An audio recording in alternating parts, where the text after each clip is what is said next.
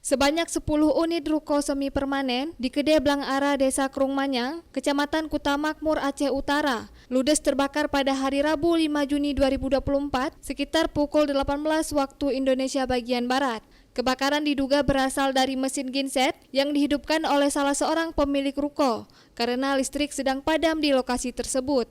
Api lalu membesar dan menyambar ke ruko lainnya hingga menghanguskan 10 unit toko yang saling berdampingan.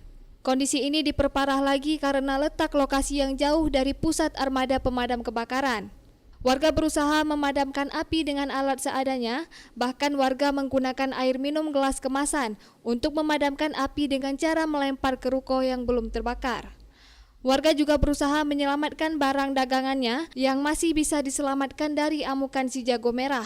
Sementara itu, Camat Kutamakmur, Hanif Zaputra mengatakan saat ini para korban ditampung sementara di menasas tempat sambil menunggu tenda bantuan dari Dinas Sosial.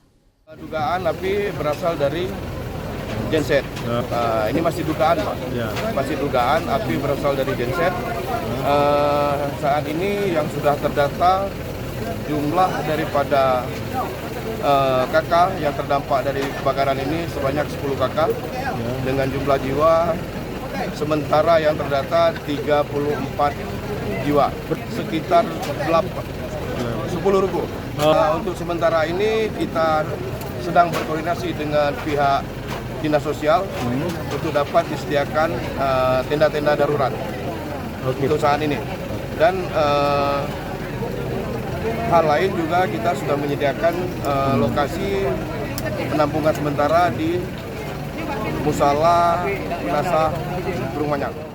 Tidak ada korban jiwa dalam peristiwa ini, namun kerugian material diperkirakan mencapai 1,5 miliar rupiah. 8 unit damkar dikerahkan ke lokasi kebakaran untuk memadamkan api yang melahap 10 ruko yang ditempati oleh 74 jiwa di Kabupaten Aceh Utara tersebut. Dari Aceh Utara, tim liputan melaporkan untuk Puja TV Aceh.